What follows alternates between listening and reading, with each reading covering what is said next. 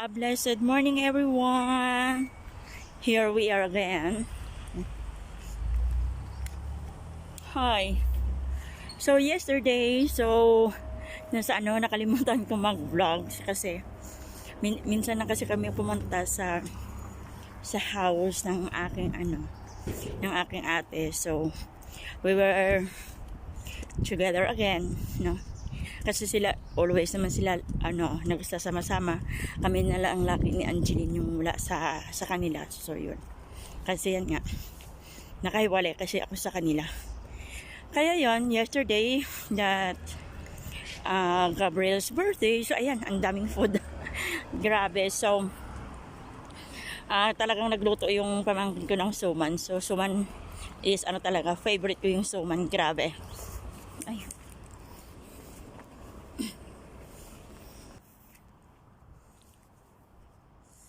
good morning, welcome back again. Here we are again on our board vlog today. Today is Monday, and yesterday we are in my ate's house.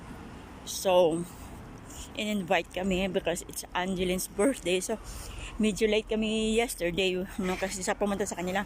Andun na silang lahat, kami ang late kasi na ako that yesterday was I was pampering myself. So yun, so I did my ang tagal kasi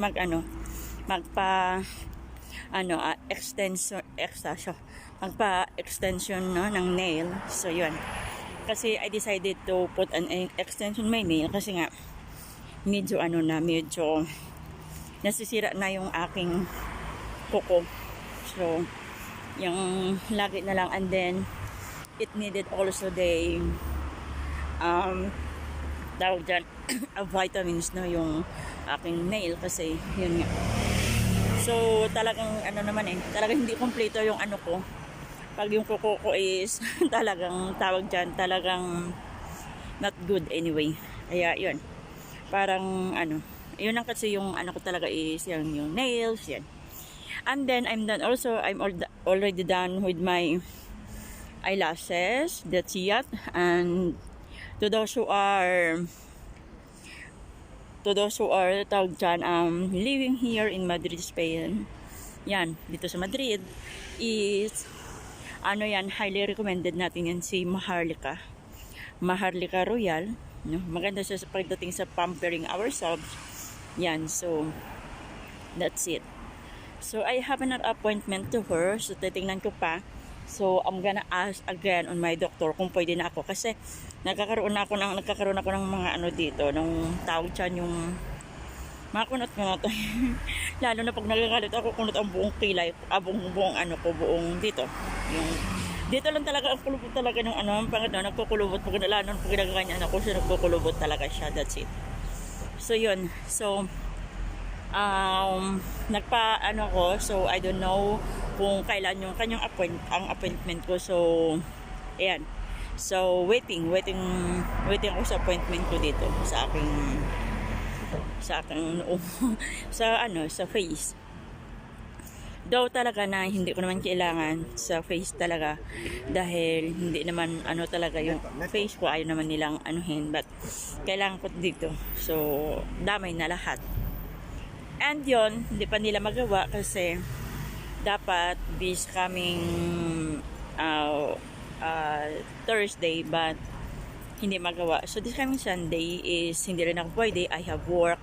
So next tawag dyan, next week siguro. Yun.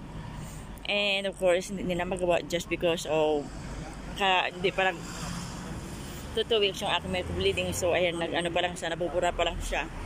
So waiting pa siya na back to color na. Yan. So ayan, I'm done with my pampering my self. Yan, tapos na ako sa sa aking eyelashes extension, guys. Of course, sabay ko bleeding, though kailangan na talaga ng maintenance. And I'm very thankful kasi pwede ko na siyang magawa. Yan, kasi before hindi ko siya magawa is because na tao dyan na medyo may mga tinitake pa akong gamot. So ngayon So, yung mga medicines na titi ko is light na. So, pwede na. Pwede na siya. So, yun. Yan. So, I'm very, very grateful, guys. Grabe. Napaka-grateful ko talaga. Na, ayan. Yung wala kang iniisip, alam mo yung wala kang iniisip, you're just only, iniisip mo yung sarili ko without somebody, without someone else in my life, just me and Angeline, and of course my family, no? So, yun lang. And mas maganda talaga na ano ka na, maging okay ako na alone, di ba? So, alone talaga. Yun ang ano ko doon, kasi hindi naman na ano sa iba na ay yung pumasok ako sa relation, being a single mom, pumasok ako sa relation. So that parang napaka-biggest tawag dyan, napaka-biggest sa akin yung pumasok uli sa relasyon, though I never meet up, no, in person, pero alam mo yung hindi mo pa na-meet up, just know him through social media. So marami na akong pinagdaanan na not good. Hindi ko deserve, no? Hindi ko deserve yung isang taong nagbibigay lang sa akin ng problema, guys. So, yun. That's it. So, parang hindi na-realize ko din na hindi talaga pala maganda.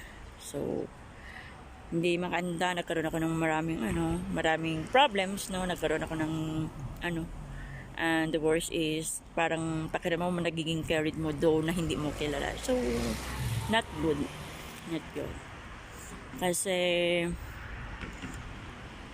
isa lang yung yung being you are in a relationship, we as a women, yan yung kasi sa mentality, no? We as women, we're not going to carry the person or the partner we are going to be, di ba? And hindi maganda yun. Though you are going to help out each other, pero ang pangit no na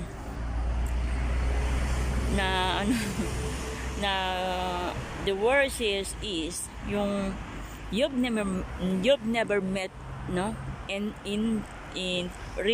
person, and then marami niyang binibigay sa yung problema. Parang alam mo yung parang doon ko din na I started performing sickness, di ba? Parang hindi and then the worst is sabihin ka pa ng not good, no? Na the worst is talagang hindi ko kayang tanggapin in my life, na alam mo daw na wala na akong galit, guys. So ang hindi ko talaga kayang tanggapin, never ever na binastos ako ng isang tao, no? Na binastos ako ng isang tao na alam ko sa sarili ko na hindi ko deserve na pagsabihan ng hindi maganda. Kasi in the first place, I've never asked something, and hindi talaga ang hirap magsalita na kumbaga yung tao pa siya pa nagmumulistya sa'yo in everything, no? Kahit hindi mo pa siya kilala. Tapos hindi mo pa siya kilala, hindi mo pa siya na-meet, no? Nakilala lang kayo through media. Hindi pagsasalitaan ka ng ganyan. So, di ba, as a woman, parang ang pangit na pagsabihan ka ng isang tao na hindi ka marunong makontento Ayun mo na. Di ba nakakasuka talaga. Hindi ko talaga tanggap, guys. Kasi talagang sinasabi ko, I am the person na hindi talaga ako sumasandal with someone. Hindi talaga. And ako yung tao na ano man mangyari, hindi talaga ako dadaing kanino man. Yun lang yun. And nabubuhay ako na without somebody, no? Mabubuhay ako. Wala mang lalaki sa mundo, I don't care. Kasi marami na akong dinanas ko na ng mga ganyan na when I commit a relationship, when I committed a relationship, doon ako. Gusto ko talaga ng serious relationship. But, wag na wag mo akong wag na wag lang akong pagsasalitaan talaga ng mga bagay na though na hindi talaga dapat. And para sa akin, who are you? Who you are, no? Hindi rin ako nakapagtapos, hindi rin ako nakapag-aral, hindi rin ako nakapag-ganito, hindi ako na, alam mo yung sabihin na natin na sa kahirapan ng buhay, hindi ako nakapag-aral, ganon. Pero siguro, I'm not a fool enough that someone will little by little is fooling me since then. Hindi talaga. And I know since then you are the persons with me, the person I committed through relationship, no, I was serious in a relationship with him before, but alam mo yung di talaga nakapag-commit ng relationship here in person. So, nakapag-commit ang relation through social media. So, I met him through social media. No? Honestly talaga. The love is there. I form a love, no? Na a serious love, 'di ba? Kahit na walang o 'di ba ang ganda ng pilik mata ko. Walang ganito ganyan, no, kahit hindi kayo nag-meet. But starting the relationship, we are performing. Doon na pumapasok yung mga something though. May mga something na, alam mo yon yung asking something, no? Na nag-ask ng something, though sinasabi niya hindi naman ganito ganyan. Parang nilalabas ko lang yung ko. Kasi, tapos in the end, kapag sasabihan, hindi ako marunong makontento, pabalik-balik na yung live ko, yung vlog ko, dinadala ko yung mga bagay sa social media that never, no? Lang ko one time, yung sasama ng loob. And, tapos, ipopost yung pagmumukha namin ng anak ko through social media. Tapos, sasabihin pa na hindi ako marunong makontento. Di ba napakasakit? Ang sakit talaga guys, sobra. Ewan ko, siguro, at the end of my life, hindi ko talaga kayang tanggapin. Nandoon nandun yung forgiveness mo, pero yung sama ng loob, hindi talaga. When alam mo yung disappointed, ma-disappoint ako.